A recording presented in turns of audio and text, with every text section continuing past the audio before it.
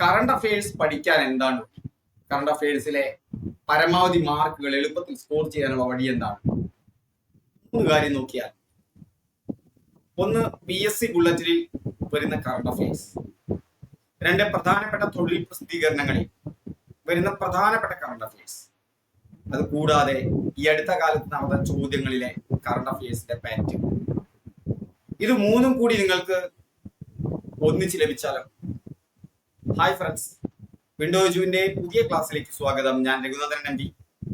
ഇപ്പൊ 2025 നടക്കുന്ന സമകാലിക സംഭവങ്ങൾ, 2024 23 നടന്ന പ്രധാനപ്പെട്ട വസ്തുതകളും ഉൾപ്പെടുത്തിക്കൊണ്ട് PSC ബുള്ളറ്റിനിലെ എല്ലാ കറണ്ട് അഫയേഴ്സ് ഫാക്ട്സ് ഉൾപ്പെടുത്തി, പ്രധാനപ്പെട്ട തൊഴിൽ പ്രസിദ്ധീകരണങ്ങളിൽ വരുന്ന പ്രധാന കറണ്ട് അഫയേഴ്സ് ഉൾപ്പെടുത്തി, മുൻകാല ചോദ്യങ്ങളിലും ഈ അടുത്ത കാലത്ത് നടന്ന ചോദ്യങ്ങളിലെയും കറണ്ട് അഫയേഴ്സിലെ അപ്ഡേറ്റ് ചെയ്തുകൊണ്ട് ലഭിക്കുന്ന ഒരു പങ്ക്തി തുടങ്ങി വെക്കുകയാണ്. കറണ്ട് അഫയേഴ്സിന്റെ ക്ലാസ്സിലേക്ക് സ്വാഗതം. അപ്പോ നമ്മുടെ യൂട്യൂബ് ചാനൽ ഇതുവരെ സബ്സ്ക്രൈബ് ചെയ്യാത്തവരൊന്ന് സബ്സ്ക്രൈബ് ചെയ്യുക. അത് കൂടാതെ നിങ്ങൾ ഇതിന്റെ ബെല്ലൈക്കണിൽ ക്ലിക്ക് ചെയ്താൽ ഈ വീഡിയോ അപ്ലോഡ് ചെയ്യുന്ന മുറയ്ക്ക് തന്നെ നിങ്ങൾക്ക് ലഭിക്കും. ഇതിന്റെ ഈ കറണ്ട് അഫയേഴ്സിന്റെ ക്ലാസ്സുകൾ, അതിന്റെ PDF നോട്ടുകൾ, അതിന്റെ സ്മാർട്ട് നോട്ട്സ്, ഇനി നടക്കാൻ പോകുന്ന എല്ലാ ക്ലാസ്സുകളും എല്ലാം തന്നെ നിങ്ങൾക്ക് ഒരൊറ്റ ക്ലിക്കിൽ ലഭിക്കും. അതിന് നമ്മുടെ ടെലിഗ്രാം ചാനലിൽ ജോയിൻ ചെയ്യുക. അതിൽ കറണ്ട് അഫയേഴ്സിൽ നിന്നുള്ള കോളുകൾ ഉണ്ടാവും. കൂടാതെ കറണ്ട് അഫയേഴ്സിൽ നിന്ന് നമ്മൾ കംപ്ലീറ്റ് PSC സീരീസിൽ ചെയ്യുന്നത് പോലെ തന്നെ ഒരു 5-6 കഴിഞ്ഞാൽ നമുക്കൊരു എക്സാം ഉണ്ടാക്കാം. സുനിത വില്യംസ് വാർത്തകളിൽ ഇടം നേടിയ, അല്ലെ, ഈ അടുത്ത കാലത്ത് വാർത്തകളിൽ ഇടം നേടുന്ന ഒരാളാണ് സുനിത വില്യംസ്. എന്താണ് സുനിത വില്യംസ് വാർത്തകളിൽ ഇടം നേടാനുള്ള കാരണം? ഈ അടുത്ത കാലത്ത് അമേരിക്കൻ പ്രസിഡന്റിനെ കളിയാക്കിക്കൊണ്ട് സുനിത വില്യംസിനെ മറന്നുപോയോ, അവരെ ബഹിരാകാശത്ത് കൊടുക്കുകയോ എന്നൊക്കെ പറഞ്ഞ്, അല്ലെ, ഇൻസ്റ്റാഗ്രാം ഹാൻഡിലുകളിൽ വന്ന ചില കമന്റുകളൊക്കെ വലിയ ചർച്ചയായി മാറിയ സംഭവമാണ്. അപ്പൊ സുനിത വില്യംസ് വാർത്തകളിൽ നിറയുകയാണ്. ബോയിങ് സ്റ്റാർലൈനർ പേടകത്തിലെ സാങ്കേതിക തകരാറുകൾ മൂലം അവർ അന്താരാഷ്ട്ര ബഹിരാകാശ നിലയത്തിൽ കുടുങ്ങിക്കിടക്കുക. എവിടെയാണ് കുടുങ്ങിക്കിടക്കുന്നത്? അന്താരാഷ്ട്ര ബഹിരാകാശ നിലയത്തിലാണ് അവർ കുടുങ്ങിക്കിടക്കുന്നത്. ആരാണ് കുടുങ്ങിക്കിടക്കുന്നത്? സുനിത വില്യംസ്. ഏതാണ് പേടകത്തിന്റെ തകരാറ്? സ്റ്റാർലൈനർ പേടകത്തിലാണ്. സ്റ്റാർലൈനർ നക്ഷത്രം പോയി ബന്ധപ്പെട്ട് നമുക്ക് ഓർത്തു വെച്ചാൽ ബഹിരാകാശത്താണ്. അപ്പൊ സ്റ്റാർലൈനർ പേടകത്തിലെ സാങ്കേതിക തകരാറുകൾ മൂലമാണ് സുനിത വില്യംസ് കുടുങ്ങിക്കിടക്കുന്നത്. ഈ ദൗത്യത്തില് ഭൂമിയിലേക്കുള്ള യാത്ര പലതവണ മാറ്റിവെച്ചതാണ്, അല്ലെ. 2024 ജൂൺ 5 ആരംഭിക്കുകയാണ് ഉണ്ടായത്. എന്നാൽ അവരുടെ മടക്കം 2025 മാർച്ച് വരെ ഭൂമിയിലേക്കുള്ള മടക്കം നീളും. അതിനിടയിൽ അത് പരിഹരിക്കപ്പെടുമ്പോൾ തന്നെ അവരെത്തുമെന്നുള്ള വാർത്തകളാണ് വന്നുകൊണ്ടിരിക്കുന്നത്. ഇന്ത്യൻ വംശജയാണ്, അമേരിക്കൻ പൗരയാണെങ്കിലും ഇന്ത്യൻ വംശജയായ നാസ ബഹിരാകാശ യാത്രികയാണ്. നാസ എന്ന് പറഞ്ഞാൽ ഇന്ത്യക്ക് ISRO പോലെയാണ് അമേരിക്കയ്ക്ക് നാസ. ഓക്കെ, അപ്പോ ഇന്ത്യൻ വംശജയായിട്ടുള്ള നാസ ബഹിരാകാശ ശാസ്ത്ര യാത്രികയാണ് ആരെന്ന് പറയുന്നത്? സുനിത വില്യംസ് എന്ന് പറയുന്നത്. കൽപ്പന ചൗളയ്ക്ക് ശേഷം നാസ തെരഞ്ഞെടുത്ത രണ്ടാമത്തെ ഇന്ത്യൻ വംശജയാണ്. ആദ്യത്തെ ഇന്ത്യൻ വംശജ കൽപ്പന ചൗളയാണ്. ഇവര് നിരവധി ബഹിരാകാശങ്ങൾ നടത്തി. ഇതിൽ അവർക്ക് റെക്കോർഡ് കിട്ടി. ഏറ്റവും സമയം ബഹിരാകാശത്ത് നടന്ന വനിതയാണ് ഇപ്പൊ സുനിത വില്യംസ്. ഇങ്ങനെ അവർ വാർത്തകളിൽ ഇടം നേടിയെന്ന് മാത്രമല്ല, 62 മണിക്കൂർ 6 മിനിറ്റാണ് അവർ ബഹിരാകാശത്ത് നടന്നത്. ഓർത്തു വയ്ക്കാൻ എളുപ്പമാണ്. അവര് നടന്നത് എത്ര മിനിറ്റ് അതൊന്നും ഓർത്തു വയ്ക്കുന്നത് നല്ലത്. 62 മണിക്കൂർ 6 മിനിറ്റ്. നോക്കൂ, ഭൂമിയിൽ നിന്ന് അവര് ബഹിരാകാശത്തിലേക്ക് പോയി. എന്നിട്ട് ഭൂമിയിൽ നിന്ന് ആറാണല്ലോ ഭൂമി, അവര് ബഹിരാകാശത്തിലേക്ക് പോയി. ഇങ്ങനത്തെ ഒരു ട്രാജക്ടറിയിലല്ലേ അത് പോവുക. അത് കഴിഞ്ഞ് അവർ 2 കാല് ഉപയോഗിച്ച് അവിടെ നടക്കുകയാണ്. അപ്പൊ 62 കണ്ടു, 62 മണിക്കൂർ 6 മിനിറ്റ്. ഓർത്തു വന്നല്ലോ. ഇങ്ങനെ നിങ്ങൾക്ക് വിഷ്വലൈസേഷൻ ചെയ്താൽ പിന്നെ ഒരു കാലത്തൊന്നും മറക്കില്ല. പെഗ്ഗി വിറ്റ്സണിന്റെ റെക്കോർഡാണ് സുനിത വില്യംസ് മറികടന്നത് കേട്ടോ. പെഗ്ഗി വിറ്റ്സൺ നാസയുടെ ബഹിരാകാശ യാത്രികയാണ്. 2006 ഡിസംബർ 9 ഡിസ്കവറി ബഹിരാകാശ പേടകത്തിലായിരുന്നു ആദ്യത്തെ യാത്ര. ഈ 62 മിനിറ്റ് 6 മിനിറ്റ് നടന്നു, അല്ലേ. ഏതാണ്? സ്റ്റാർലൈനർ പേടകത്തിന്റെ സാങ്കേതിക തകരാറുകൾ മൂലമാണ് തിരിച്ചു വരാൻ സാധിക്കാതിരിക്കുന്നത്. പക്ഷെ അവർ പെട്ടെന്ന് തന്നെ തിരിച്ചു വരും. അന്താരാഷ്ട്ര ബഹിരാകാശ നിലയത്തിൽ ദീർഘകാല താമസമാണ്. അങ്ങനെ അന്താരാഷ്ട്ര ബഹിരാകാശത്ത് ഏറ്റവും കൂടുതൽ നടന്ന വനിതയാണെന്ന് മാത്രമല്ല, ബഹിരാകാശത്ത് വെച്ച് മാരത്തോൺ പൂർത്തിയാക്കിയ ആദ്യ വ്യക്തി കൂടിയാണ് സുനിത വില്യംസ്. ഇങ്ങനെ കണക്ട് ചെയ്ത് പഠിക്കുക. നമുക്ക് കണക്ട് ചെയ്യാൻ പറ്റാവുന്ന വസ്തുക്കളെ മുഴുവൻ കണക്ട് ചെയ്ത് പഠിക്കുക. എന്താണ് ഈ സ്റ്റാർലൈനർ മിഷൻ? ബോയിങ് സ്റ്റാർലൈനർ പേടകത്തിന്റെ ആദ്യ ക്രൂഡ് ഫ്ലൈറ്റ് ടെസ്റ്റാണ്. പേടകം നിർമ്മിച്ചത് ബോയിങ് കമ്പനിയാണ്. അതുകൊണ്ടാണ് അതിന് ബോയിങ് സ്റ്റാർലൈനർ എന്ന് പറയുന്നത്. എന്താണ് അതിന്റെ ലക്ഷ്യം? അന്താരാഷ്ട്ര ബഹിരാകാശ പേടകത്തിലേക്ക് യാത്ര ചെയ്യുക എന്നുള്ളതാണ് ഈ മിഷന്റെ ലക്ഷ്യം. വാണിജ്യ ക്രൂ പ്രോഗ്രാമിന്റെ ഭാഗമായ ദൗത്യമാണ്. ഇനി ഇത് സക്സസ് ആവുന്നതോടുകൂടി കൂടുതൽ കൂടുതൽ ആളുകളെ ബഹിരാകാശ നിലയത്തിലേക്കൊക്കെ വിനോദസഞ്ചാരങ്ങളൊക്കെ ഇനി നടക്കും. ഇത് വാണിജ്യ ക്രൂ പ്രോഗ്രാമിന്റെ ഭാഗമായ ദൗത്യമാണ്. എന്താ പക്ഷേ സ്റ്റാർലൈനറിൽ വന്നത്? ഹീലിയം ചോർച്ച, ത്രസ്റ്ററുകളിലെ തകരാറുകൾ. ഇത് രണ്ടും കാരണമാണ് തിരിച്ചു മടങ്ങാൻ സാധിക്കാതെ ഇരിക്കുന്നത്. സ്റ്റാർലൈനർ, സുനിത വില്യംസ്, ഏറ്റവും കൂടുതൽ ബഹിരാകാശത്ത് നടന്ന ബഹിരാകാശ യാത്രിക, ബഹിരാകാശത്ത് വെച്ച് ആദ്യമായി മാരത്തോൺ പൂർത്തിയാക്കിയ വനിത, അങ്ങനെ ഒട്ടനവധി വിശേഷങ്ങളുള്ള വരുന്ന കുറച്ച് ചോദ്യങ്ങളായാലോ. ഏറ്റവും കൂടുതൽ സമയം ബഹിരാകാശത്ത് നടന്ന വനിത എന്ന റെക്കോർഡ് ആരുടേതാണ്? അവിടെ സുനിത വില്യംസ് ഉണ്ട്. പെഗ്ഗി വിൽസന്റെ റെക്കോർഡാണ് മറികടന്നത്, അല്ലെ? താഴെ പറയുന്നവയിൽ സുനിത വില്യംസുമായി ബന്ധപ്പെട്ട ശരിയായ പ്രസ്താവന ഏതാണ്? ബഹിരാകാശത്ത് വെച്ച് മാരത്തോൺ പൂർത്തിയാക്കിയ ആദ്യ വനിതയാണ്. ശരിയാണ്.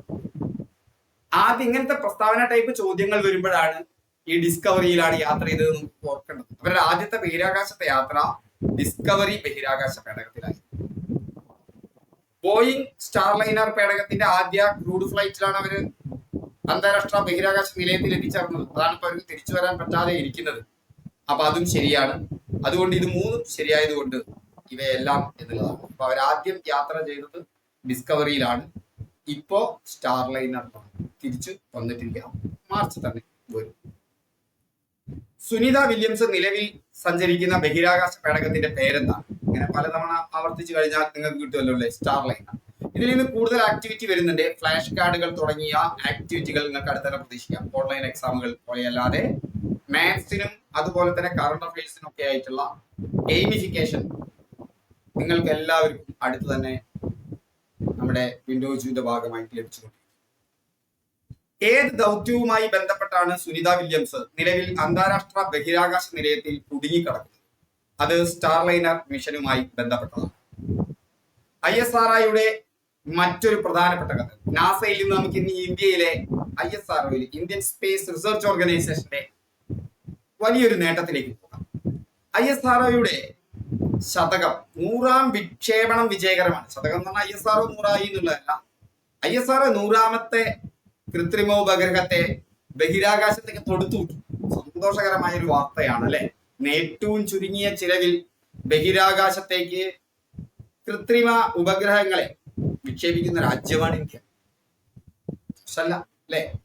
അപ്പോ ഇന്ത്യൻ ബഹിരാകാശ ഗവേഷണ ചരിത്രത്തിൽ ഒരു പുതിയ അധ്യായമാണ്. ശ്രീഹരിക്കോട്ടയിലെ സതീഷ് ധവാൻ സ്പേസ് സെന്ററിൽ നിന്നാണ് ഈ ചരിത്ര നേട്ടം കൈവരിച്ചത്.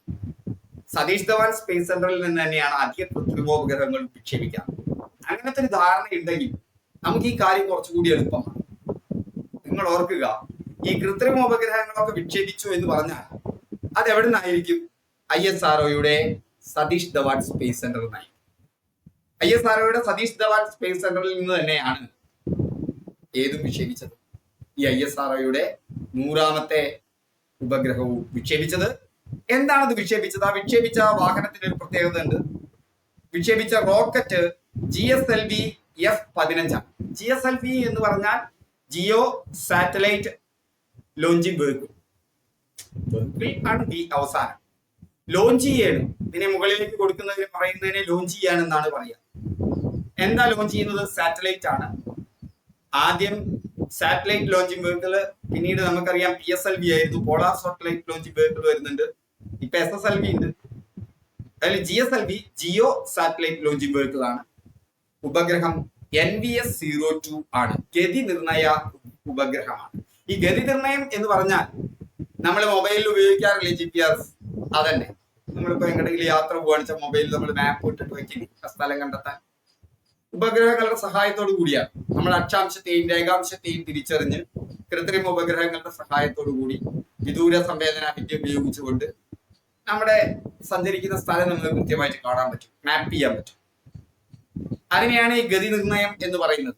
അങ്ങനെ ഗതി നിർണയത്തിന് നമ്മൾ ഉപയോഗിക്കുന്ന ഈ ആപ്പൊക്കെ അമേരിക്കയുടെ GPS ബന്ധപ്പെട്ടതാണ്. പക്ഷെ ഇന്ത്യ അതിന്റെ സ്വന്തമായ GPS കാർഗിൽ യുദ്ധകാലത്ത് നമുക്ക് ഈ സാങ്കേതിക വിദ്യ അമേരിക്ക നിഷേധിച്ചു, അതിൽ നിന്നുള്ള വിവരങ്ങൾ നിഷേധിച്ചു. അപ്പോ ഇന്ത്യയുടെ ISRO അത് സ്വയം ഉണ്ടാക്കി. ഓക്കെ, അപ്പോ അതാണ് നമുക്ക് മറികടക്കാനുള്ള ശക്തി. നമ്മളത് സ്വയം ഉണ്ടാക്കി. അതുകൊണ്ട് തന്നെ നമുക്ക് അഭിമാനിക്കാം, ഇന്ത്യക്ക് സ്വന്തം ഗതി നിർണയ സംവിധാനമുണ്ട്. അത്ര അമേരിക്കയുടെ അത്ര എഫക്റ്റീവ് അല്ലെങ്കിൽ പോലും അത് അടുത്ത കാലത്ത് തന്നെ എഫക്റ്റീവ് ആയിട്ട് മാറും. അപ്പൊ എന്താണ് ഈ നാവിക് എന്നാണ് ആ ഗതി നിർണയ സംവിധാനത്തിന് പറയുക. ഇന്ത്യൻ നാവിക് ഇന്ത്യയുടെ സ്വന്തം GPS ആണ്. ഗ്ലോബൽ പൊസിഷനിങ് സിസ്റ്റം എന്ന് പറയും GPS.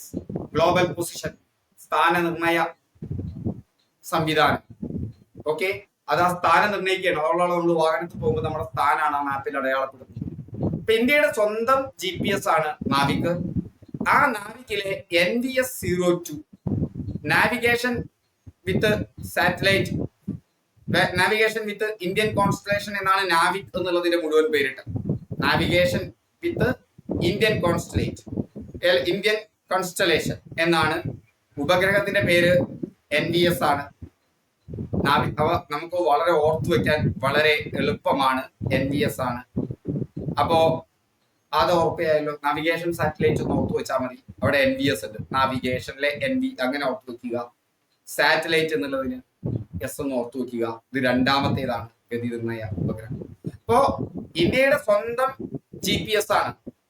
അപ്പൊ ഈ GPS-ന് ഉപഗ്രഹങ്ങൾ വേണം. ആ ഉപഗ്രഹങ്ങളാണ് പറഞ്ഞയക്കുന്നത്. അപ്പൊ പണ്ട് നമുക്ക് ഉപഗ്രഹങ്ങളില്ലേ ഉണ്ടായിരുന്നു. അപ്പൊ ഈ നാവിഗേഷൻ വിത്ത് ഇന്ത്യൻ കോൺസ്റ്റലേഷൻ, നാവിക് എന്ന പദ്ധതിയുടെ ഭാഗമാണ് NVS-02. അമേരിക്കയുടെ GPS-ന് സമാന്തരമായ സംവിധാനമാണ്. നിലവിൽ അവിടെ 7 ഉപഗ്രഹങ്ങൾ ഉണ്ട് നമുക്ക്. അതിൽ ഓരോന്നിനെയായിട്ട് നമ്മൾ പുതുതു വെച്ചിട്ട് റീപ്ലേസ് ചെയ്യണം. അപ്പൊ കരയിലും ആകാശത്തും കടലിലും ഒക്കെ തന്നെ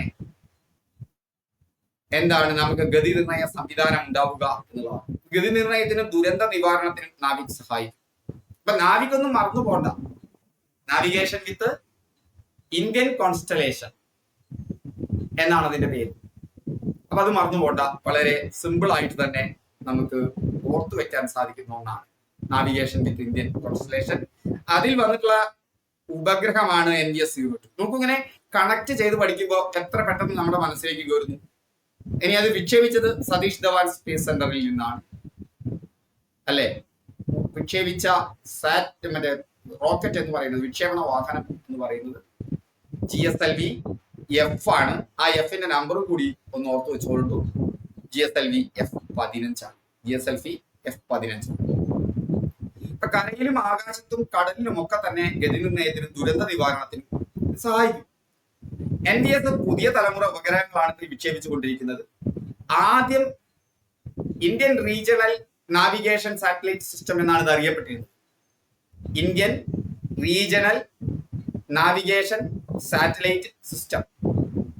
ആ നാവിഗേഷൻ സാറ്റലൈറ്റ് സിസ്റ്റങ്ങൾക്ക് ഉപഗ്രഹങ്ങളെ ഓരോന്നിനെയും റീപ്ലേസ് ചെയ്യുന്നതിന് വേണ്ടിയാണ് ഈ ശ്രേണിയിലെ പുതിയ ഉപഗ്രഹങ്ങൾ വരുന്നത്. IRNSS ഉപഗ്രഹങ്ങളുടെ സ്ഥാനത്താണ് ഈ പുതിയ നാവിഗേഷൻ സാറ്റലൈറ്റുകൾ NVS-കൾ വരിക. തദ്ദേശീയ സാങ്കേതിക വിദ്യ ഇതിൽ ഉപയോഗിക്കുന്നുണ്ട് എന്നുള്ളതാണ്. NVS-02 വിക്ഷേപണത്തിൽ ഇന്ത്യ തദ്ദേശീയമായി വികസിപ്പിച്ച റുബീഡിയം അറ്റോമിക് ക്ലോക്ക് ഉപയോഗിച്ചിട്ടുണ്ട്. ലോകത്തിലെ മറ്റ് ഗതി നിർണയ സംവിധാനങ്ങൾ കൂടി ഓർത്തിരിക്കണം. അതിൽ ഏറ്റവും പ്രമുഖം നമ്മുടെ മൊബൈലിലൊക്കെ ഉള്ളത് അമേരിക്കയുടെ GPS ആണ്. ഇന്ത്യയുടെ ഏതാണ്? നാവിക്, NAVIC, നാവിഗേഷൻ വിത്ത് ഇന്ത്യൻ കോൺസ്റ്റലേഷൻ. യൂറോപ്യൻ യൂണിയന്റെ ഗലീലിയോ ആണ്. ഓർത്തു വെച്ചാൽ വളരെ എളുപ്പമാണ്. European union. ചൈനയുടെ ബേദൗ ആണ്. റഷ്യയുടെ ഗ്ലോണാസ്. ഇതൊക്കെയാണ് വേറെ GPS സിസ്റ്റങ്ങൾ. അതിലൊന്ന് ഇന്ത്യയുടേതാണെന്നുള്ളത് നോക്കുമ്പോൾ നിങ്ങൾക്കൊരു രോമാഞ്ചമൊക്കെ വരുന്നുണ്ടോ? അപ്പൊ ISROയുടെ 100ാമത്തെ വിക്ഷേപണം നടന്ന സ്ഥലം നമുക്കറിയാം ഈ കൃത്രിമോപഗ്രഹങ്ങൾ എവിടെയായിരിക്കും? അത് സതീഷ് ധവാൻ സ്പേസ് സെന്റർ ശ്രീഹരിക്കോട്ടയാണ്. ISROയുടെ 100ാമത്തെ വിക്ഷേപണത്തിന് ഉപയോഗിച്ച റോക്കറ്റിന്റെ പേരെന്താണ്? ആ റോക്കറ്റ് നമുക്ക് പറയാം GSLV ആണ്. ഇത് PSLV ആണ്. ഇത് SSLV ആണ്. എന്തായാലും 3 അല്ല 15 ആണ്. GSLV F-15 ആണ്. ISROയുടെ 100ാമത്തെ വിക്ഷേപണത്തിലൂടെ ഭ്രമണപഥത്തിൽ എത്തിച്ച ഉപഗ്രഹം ഏതാണ്? അത് നമുക്ക് പറയാം നാവിക് ആണ്. നാവികുമായി ബന്ധപ്പെട്ട NVS ആണ്. NVS 02 ആണ്. നമുക്ക് ക്രിക്കറ്റിലേക്ക് വരാം. ക്രിക്കറ്റിലൊരു പുതിയ ചരിത്രം ഞങ്ങൾക്കറിയാം. നിങ്ങളുടെ പലരും എന്തായിരിക്കും മനസ്സിലുള്ള വലിയൊരു ആളായിരിക്കും അല്ലെ? ഹർഷിത് റാണ. ടെസ്റ്റ് ഏകദിനം 2020 അരങ്ങേറ്റത്തിൽ 3 വിക്കറ്റ് നേടുന്ന ആദ്യ ഇന്ത്യക്കാരനാണ്. ടെസ്റ്റ് ഏകദിനം 2020 തുടങ്ങിയിട്ടുള്ള അരങ്ങേറ്റത്തിൽ തന്നെ 3 വിക്കറ്റ് നേടുന്ന ആദ്യ ഇന്ത്യക്കാരനാണ്. അരങ്ങേറ്റത്തിൽ തന്നെ. ആളുടെ പേരാണ് ഹർഷിത് റാണ. സുഗതകുമാരി നവതി പുരസ്കാരം ശ്രീമൻ നാരായണനാണ്. പ്രകൃതി സ്നേഹത്തിനാണ്, അതായത് പ്രകൃതി സംരക്ഷണത്തിനാണ്. സുഗതകുമാരി നവതി സംസ്കാരം ശ്രീമൻ നാരായണൻ. അപ്പൊ സുഗതകുമാരി നാരായണൻ. ശൂരനാട് കുഞ്ഞൻപിള്ള പുരസ്കാരം ഡോക്ടർ AM ഉണ്ണികൃഷ്ണനാണ്. ശൂരനാട് കുഞ്ഞൻപിള്ള പുരസ്കാരം ആർക്കാണ്? Doctor AM ഉണ്ണികൃഷ്ണനാണ്. സംഗീതത്തിൽ തരംഗം സൃഷ്ടിച്ചിരിക്കുകയാണ് ബിയോൺസെ. എന്താണ്? ഗ്രാമി അവാർഡുകൾ നിങ്ങൾക്കറിയാം സംഗീതത്തിലെ ഏറ്റവും പ്രധാനമായ അവാർഡാണ്. അതില് ഏറ്റവും കൂടുതൽ ഗ്രാമി അവാർഡുകൾ 35 ഗ്രാമി അവാർഡുകൾ നേടി റെക്കോർഡ് ഇട്ടിരിക്കുകയാണ് ബിയോൺസെ. ബിയോണ്ട് സേ എന്ന് ഓർത്തുവെച്ചാൽ പറയാനൊന്നുമില്ല. ബിയോൺസെ. അതുപോലെ തന്നെ നമ്മുടെ വ്യവസായിയായ രവി പിള്ളയ്ക്ക് ബഹ്റൈൻ സർക്കാരിന്റെ പരമോന്നത ബഹുമതി കിട്ടിയിട്ടുണ്ട്. മറ്റൊരു പ്രധാനപ്പെട്ട പോയിന്റ്, ഇന്ത്യയിലെ ആദ്യത്തെ ദേശീയ സഹകരണ സർവകലാശാല ഗുജറാത്തിൽ വന്നു എന്നതാണ്. ദേശീയ സഹകരണ സർവകലാശാല ത്രിഭുവൻ സഹകാരി സർവകലാശാല എന്നാണ് ഗുജറാത്തിലെ ഈ സർവകലാശാലയ്ക്ക് പേര്. അപ്പൊ ഇന്ത്യയിലെ ആദ്യത്തെ ദേശീയ സഹകരണ സർവകലാശാല ഓർത്തുവെച്ചോളൂ, വളരെ പ്രധാനപ്പെട്ടതാണ്. ത്രിഭുവൻ സഹകാരി സർവകലാശാലയാണ്. എവറസ്റ്റിലേക്കുള്ള ഫീസ് കൂട്ടിയിരിക്കുകയാണ് നേപ്പാൾ. എവറസ്റ്റ് പോകുന്നുണ്ടെങ്കിൽ ഫീസ് കൂട്ടിയിട്ടുണ്ട്. കാരണം അവിടുത്തെ മാലിന്യത്തിന് കടിഞ്ഞാണിടാനാണ്. എവറസ്റ്റ് നേപ്പാളിലാണെന്ന് അറിയാമല്ലോ. ജോർജിയയെ മലേറിയ വിമുക്തമായി രാജ്യമായിട്ട് പ്രഖ്യാപിച്ചിരിക്കുന്നു. ഇന്ത്യയൊക്കെ മലേറിയ വിമുക്ത രാജ്യമായിട്ട് മാറിയിരിക്കുന്നു. അതിന്റെ മലേറിയ വിമുക്ത രാജ്യങ്ങളിലേക്ക് ജോർജിയ കൂടി വന്നിരിക്കുന്നു. അതുപോലെ നമുക്കറിയാം പദ്ധതികൾ വളരെ പ്രധാനപ്പെട്ടതാണ്. ഈ പദ്ധതികൾ തന്നെ പരിസ്ഥിതി സംരക്ഷണവുമായി ബന്ധപ്പെട്ടതോ അല്ലെങ്കിൽ നാമാവശേഷം വരുന്ന ഈ റെഡ് ബുക്കിലൊക്കെ കയറാൻ പോകുന്ന സസ്യങ്ങളോ മൃഗങ്ങളോ ഒക്കെ ആയിട്ട് ബന്ധപ്പെട്ടതോ ആണെങ്കിൽ വളരെ പ്രാധാന്യം അർഹിക്കുന്നതാണ്. ജമ്മു കാശ്മീരിൽ ചീനാർ മരങ്ങളുടെ സംരക്ഷണത്തിനായി ട്രീ ആധാർ പദ്ധതി. വളരെ എളുപ്പമാണ് ഓർത്തുവെക്കാൻ. ട്രീ ആധാർ ചീനാർ മരങ്ങളാണ്. വിദ്യാർത്ഥികൾക്ക് കൈത്താങ്ങായി എന്താണ് ഒപ്പം? ഭവനരഹിതരായ വിദ്യാർത്ഥികൾക്ക് വീട് നിർമ്മിച്ചു നൽകുന്ന പദ്ധതിയുമായാണ് ശ്രീനാരായണ ഗുരു ഓപ്പൺ സർവകലാശാല. ഭവനമില്ലാത്ത വിദ്യാർത്ഥികൾക്ക് വീട് നിർമ്മിച്ചു കൊടുക്കുന്ന പദ്ധതിയാണ് ശ്രീനാരായണ ഗുരു സർവകലാശാലയുടെ ഒപ്പം എന്ന പദ്ധതി. കേരളത്തിലെ ഓട്ടോമോട്ടീവ് സാങ്കേതിക വിദ്യയ്ക്ക് പുതിയ മാനം നൽകി ഓട്ടോമോട്ടീവ് ടെക്നോളജി സമ്മിറ്റ് തിരുവനന്തപുരത്ത്. അപ്പോ ഓട്ടോമോട്ടീവ് ടെക്നോളജി സമ്മിറ്റ് തിരുവനന്തപുരത്താണ്. ചോദ്യങ്ങളിലേക്ക്. ടെസ്റ്റ് ഏകദിനം 2020 ക്രിക്കറ്റ് അരങ്ങേറ്റത്തിൽ 3 വിക്കറ്റ് നേടുന്ന ആദ്യ ഇന്ത്യക്കാരൻ ഹർഷിത് റാണ. ശ്രീമൻ നാരായണന് ലഭിച്ച സുഗതകുമാരി നവതി പുരസ്കാരം ഏത് മേഖലയിലെ പ്രവർത്തനങ്ങൾക്കാണ് നൽകുന്നത്? പ്രകൃതി സംരക്ഷണമാണ്. സുഗതകുമാരി അതിൽ വളരെ ബന്ധപ്പെട്ട ഒരാളായിരുന്നു. അട്ടപ്പാടിയിലെ ഒരുപാട് പ്രവർത്തനങ്ങൾ നടത്തിയ ആളാണ്. ഏറ്റവും കൂടുതൽ ഗ്രാമി അവാർഡുകൾ നേടി റെക്കോർഡ് നേടിയ ഗായിക ആരാണ്? ബിയോൺസെ. ഇന്ത്യയിലെ ആദ്യത്തെ ദേശീയ സഹകരണ സർവകലാശാല സ്ഥാപിച്ചത് എവിടെയാണ്? ഗുജറാത്തിലാണ് അല്ലെ? ത്രിഭുവൻ സഹകരണ സർവകലാശാലയാണ്. ചിനാർ മരങ്ങളുടെ സംരക്ഷണത്തിനായി ജമ്മു കാശ്മീരിൽ ആരംഭിച്ച പദ്ധതിയുടെ പേര് ട്രീ ആധാർ. ഭവനരഹിതരായ വിദ്യാർത്ഥികൾക്ക് വീട് നിർമ്മിച്ചു നൽകുന്ന ശ്രീനാരായണ ഗുരു ഓപ്പൺ സർവകലാശാലയുടെ പദ്ധതി. അപ്പൊ രവി പിള്ളക്ക് ബഹ്റൈൻ സർക്കാരിന്റെ ഏറ്റവും പരമോന്നത ബഹുമതി കിട്ടിയിട്ടുണ്ട്. വ്യവസായിയാണ് രവി പിള്ള. പക്ഷെ അദ്ദേഹത്തിന്റെ ആത്മകഥ പുസ്തക രൂപത്തിൽ വന്നിട്ടുണ്ട്. രവിയുഗം. ഡോക്ടർ ബി രവി പിള്ളയുടെ ആത്മകഥയാണ്. കെ രാമമൂർത്തി പുരസ്കാരം കെ മുരളീധരനാണ്. അതുപോലെ തന്നെ സച്ചിൻ തെണ്ടുൽക്കർക്ക് CK നായിഡു ആജീവനാന്ത പുരസ്കാരം. ക്രിക്കറ്റില് CK നായിഡു ആജീവനാന്ത പുരസ്കാരം ആർക്കാണ്? സച്ചിൻ ടെണ്ടുൽക്കർക്കാണ്. ICC 2024 മികച്ച ക്രിക്കറ്റ് താരം മികച്ച ക്രിക്കറ്റ് താരം ജസ്പ്രീത് ബുഹ്റയാണ്. അതേസമയം 2024 മികച്ച വനിതാ ക്രിക്കറ്റ് താരം ന്യൂസിലാൻഡിന്റെ അമേലിയ കെറിനാണ്. ഇത് ഓർത്തു വെച്ചോളൂ. ജസ്പ്രീത് ബുംറ നമ്മുടെ ആളാണ്. ICC 2024 മികച്ച ക്രിക്കറ്റ് താരം ഓർത്തു വെച്ചോളൂ. വളരെ പ്രധാനപ്പെട്ട പോയിന്റ് ആണ്. ജസ്പ്രീത് ബുംറയാണ്. ക്രിക്കറ്റ് ലോകത്തെ മലയാളി മിന്നും താരങ്ങൾ ആരൊക്കെയാണ്? ഓർത്തു വെക്കണം. ലോകകപ്പ് നേടുന്ന ആദ്യ മലയാളി വനിത വയനാട് നിന്നുള്ള ജോഷിതയാണ്. മിന്നുമണി ഉണ്ട് കേട്ടോ, വേറൊന്ന് നമുക്ക് ഓർത്തിരിക്കണം. വനിത അണ്ടർ-19 T20 ലോകകപ്പ് നേടിയ ഇന്ത്യൻ ടീമിന്റെ ഭാഗമായിരുന്നു VJ ജോഷിത. അപ്പോ ലോകകപ്പ് നേടുന്ന ആദ്യ മലയാളി വനിത ആരാണ്? വയനാട്ടിൽ നിന്നുള്ള ജോഷിതയാണ്. അണ്ടർ-19 T20 ലോകകപ്പ് നേടിയ ഇന്ത്യൻ ടീമിൽ ഉണ്ടായിരുന്നു ജോഷിത. മിന്നുമണി ഒരുപാട് റെക്കോർഡ് ഓർത്തു വെക്കണേ. ഇന്ത്യൻ സീനിയർ വനിതാ ക്രിക്കറ്റ് ടീമിലെ ആദ്യ മലയാളിയാണ്. ഇന്ത്യക്കായി വിക്കറ്റ് എടുത്ത ആദ്യ മലയാളി വനിതാ താരമാണ്. ലേലത്തിലൂടെ പ്രഥമ വനിതാ പ്രീമിയർ ലീഗ് ടീമിൽ ഇടം നേടിയ ആദ്യ മലയാളിയാണ്. അപ്പൊ മലയാളികളായ 2 വനിതകളെ ക്രിക്കറ്റിൽ ചോദിച്ചാൽ നിങ്ങൾ ഓർക്കേണ്ടത് ഒന്ന് മിന്നുമണിയെയും ഈ കറണ്ട് അഫയേഴ്സ് ഒന്ന് ആരെയുമാണ്? ജോഷിതയുമാണ്. മിന്നുമണിയും ജോഷിതയും വയനാട്ടുകാരാണ് കേട്ടോ. ഓക്കെ, അപ്പൊ നമുക്കറിയാം ജോഷിതയുമാണ്. അതിൽ ജോഷിത ലോകകപ്പ് നേടുന്ന ആദ്യ മലയാളി വനിതയാണെങ്കിൽ ബാക്കി അധിക പുരസ്കാരങ്ങളും ഈ അടുത്ത കാലത്ത് നടന്ന റെക്കോർഡുകളൊക്കെ തന്നെ മിന്നുമണിയുടെ പേരിലാണ്. ഇന്ത്യൻ സീനിയർ ലോകകപ്പ് ടീമിൽ ഇടം നേടുന്ന ആദ്യ മലയാളി വനിതയാണ്. ഇന്ത്യക്കായി വിക്കറ്റ് എടുക്കുന്ന ആദ്യ മലയാളി വനിതാ താരമാണ്. ലേലത്തിലൂടെ പ്രഥമ വനിതാ പ്രീമിയർ ലീഗിൽ ടീമിൽ ഇടം നേടിയ ആദ്യ മലയാളിയാണ്. ഇന്ത്യക്ക് വേണ്ടി T20 കളിക്കുന്ന ആദ്യ മലയാളി വനിതാ താരമാണെങ്കിലും ലോകകപ്പ് നേടിയത് ആരാണെന്ന്? ജോഷിതയാണ്. ഇന്ത്യൻ A ടീമിന്റെ ക്യാപ്റ്റനായ ആദ്യ മലയാളിയാണ്. അപ്പൊ മിന്നുമണിനെ അതുപോലെ തന്നെ ജോഷിതയും ഓർത്തു വെക്കുക. അന്താരാഷ്ട്ര ക്രിക്കറ്റിൽ സെഞ്ചുറി നേടുന്ന ആദ്യ മലയാളി സഞ്ജു സാംസൺ ആണെന്ന് കൂടി ഓർത്തിരിക്കണം. അന്താരാഷ്ട്ര ക്രിക്കറ്റിൽ ഇതൊക്കെ വളരെ ഇമ്പോർട്ടന്റ് ആണ്. സെഞ്ചുറി നേടുന്ന ആദ്യ മലയാളി ആരാണ്? സഞ്ജു സാംസൺ. അപ്പൊ ക്രിക്കറ്റുമായി ബന്ധപ്പെട്ട് മലയാളികളുടെ പേര് വരുമ്പോൾ നിങ്ങൾ ഓർത്തിരിക്കേണ്ട 3 പ്രധാനപ്പെട്ട മലയാളികൾ സഞ്ജു സാംസൺ ആണ്, മറ്റൊന്ന് മിന്നുമണിയാണ്, മറ്റൊന്ന് ജോഷിതയാണ്. ബജറ്റിൽ ഒരു ബഹുമതി കിട്ടിയിട്ടുണ്ട്. നിർമ്മല സീതാരാമൻ തുടർച്ചയായ 8 ബജറ്റുകൾ അവതരിപ്പിച്ച് കേന്ദ്ര ധനമന്ത്രി നിർമ്മല സീതാരാമൻ പുതിയ റെക്കോർഡ് സൃഷ്ടിച്ചു. 2019-25 കാലയളവിലാണ് 8 ബജറ്റുകൾ അവതരിപ്പിച്ചത്. 7 ബജറ്റുകൾ അവതരിപ്പിച്ച CD ദേശ്മുഖിന്റെ റെക്കോർഡാണ് നിർമ്മല സീതാരാമൻ തിരുത്തിയത്.